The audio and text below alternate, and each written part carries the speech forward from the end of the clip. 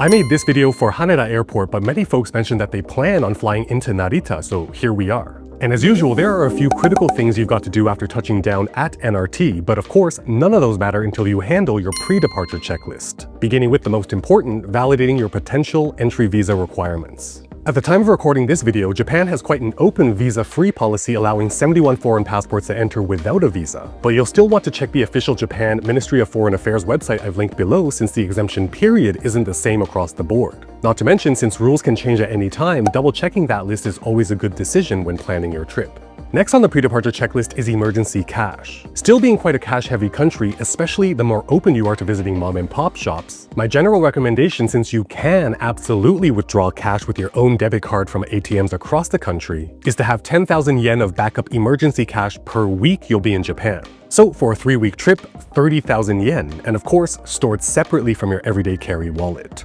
I'll show you in field at Narita Airport how to use the ATMs in a few minutes, but next on the pre-departure checklist are power considerations. Japan uses Type A and B wall outlets. However, a very important note is that in most accommodations, you'll only find the 2-pronged Type A wall plugs without that third grounding pin. So if you're from Canada or the USA or any other country that uses the same outlets, if any of your electronics use a 3-pronged plug, you'll still want to pack a travel adapter. My one recommendation when it comes to these adapters is to find a GAN adapter with power delivery that support at least 75 watts or more to ensure you can charge multiple pieces of tech simultaneously with full and fast juice flow, and I'll link the two that I've personally used and trust down in the description in case you want to check them out for yourself. Fourth on our pre-departure checklist is to ensure that your cell phone is indeed unlocked if you plan on using a local SIM card or if you want to use an eSIM. I'll of course show you in field where and how to get a local SIM card soon at the airport, but for the sheer convenience and the price, eSIMs are my personal choice. I've used eSIMs from these 3 different providers and have personally always had seamless and fantastic experiences. Speaking of eSIMs, which are all app-based, next on our pre-departure checklist are apps you should have on your phone.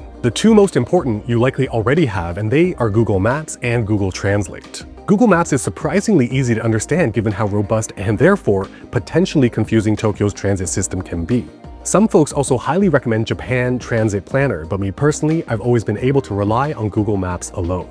Google Translate is of course going to be required if you don't speak and read Japanese, but the feature I use the most is the live camera translation for things like menus and signs. Of course, you'll likely encounter some super strange translations here and there, but by and large, especially for official street and building signage, that live camera translation is fantastic. Go Taxi might be a strong consideration too. Tokyo's incredible transit system stops running at about midnight, so if you'll be exploring or partying into the wee hours of the morning, Go Taxi is your go-to in Japan. Uber does exist, but especially outside of metropolitan Tokyo, Go Taxi may be your only option to actually find a cab in a reasonable amount of time. Beyond those, additional apps are much more individually specific. For example, I'm halfway through my 6-month work trip for my real job, and because I use eSIMs, when I log into work-critical websites and services, sometimes I'm asked for 2-factor authentication. And since I wouldn't be able to receive text messages to my Canadian number because I'm using eSIMs, migrating all 2FAs to a free authenticator app has been critical. And even though I'm ping-ponging across a few countries for my client projects and vendor meetings, I'm simultaneously trying to build my side hustle, so another app I absolutely need is from this segment sponsor, Shopify. I've already been a paying customer of Shopify's for almost 2 years, and after all that time, I sometimes still can't believe how robust it is. I mean, since I'm already working full-time, and especially while working abroad, I need powerful features and ease of use, and the Shopify app is robust and intuitive enough to handle virtually everything.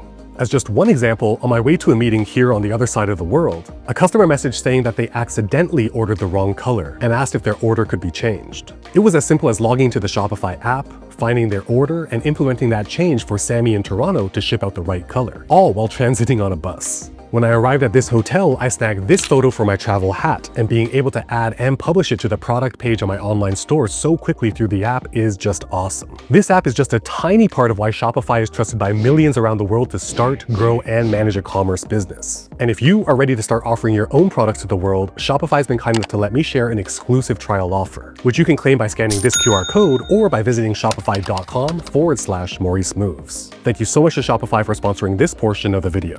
With the pre-departure checklist done, let's head on to the airplane because once hitting 30,000 feet, cabin crew will come by with two forms. One of them is a foreigner disembarkation card and the other one is a customs declaration card. And one thing that both of these cards have in common is that they ask that we write the phone number as well as the address of our accommodations, at least our first accommodations in Japan. So typically what I like to do is once I book my accommodations, I'll save a contact in my phone of my hotel with the address and the phone number, so once I'm on the plane, I can just load that contact and copy out the address and phone number by hand. Of course, you can do all of this ahead of time by using the Visit Japan web portal. Me personally, I like sticking with the handwritten forms because I just don't want to create another account or remember another password. But of course, the choice is yours. But touching down at Narita, depending on where you're flying from, you'll find yourself at one of 3 terminals. Regardless of which terminal you dock at, Narita is very easy to navigate, and after you deplane, you'll want to follow the yellow arrival signage to get to the first checkpoint of immigration. I landed about 1:20 p.m. on a Friday, and as you can see, approaching the immigration queue, my official wait started at 1:30. Partway through the line, a series of cart attendants do a pre-scan of your passport, get your index fingerprints, and snap a photo. When I finally got to the front of the line, it was 2:03 p.m., so my wait took just over half an hour. Once you're through immigration, again, regardless of which terminal you land at, follow the signage for baggage claim and customs. I almost never have checked bags, but if you do, like most airports on Earth, you'll see this screen before heading down to baggage claim, showing your flight number and which baggage carousel to go to. Once your checked bags are collected, next step is customs. And unlike immigration where there was one line for everyone, with customs, there's one queue for those who completed the Visit Japan web portal process and have a QR code, and another queue for those who, like me, completed the handwritten customs form on the plane. Once you're through customs, assuming you don't get randomly selected to have your bags inspected, you'll see the Tokyo welcome wall before officially setting foot on Japanese soil, which means it's time to handle and validate the 3 things every visitor needs to handle before heading to the hotel or Airbnb. But first, let's take a quick bird's eye view of the entire airport. As you can see, Terminal 3 is tiny, and in fact, if you land at T3, you'll want to walk the 5 minutes to T2. And looking at Terminal 2, you can see that the landside arrivals area is just one large straight corridor, so it's very easy to navigate. Terminal 1, however, the one I landed at, is the largest and has this U shape. I share all this because once you see how simple everything is, even at the largest, most complicated terminal, if your flight lands at T2, it'll be even more simple. Looking at T1, you have the North Gate and the South Gate, and in the middle is the Visitor Service Center. And regardless of which gate you exit, those Tokyo welcome walls are here and here respectively.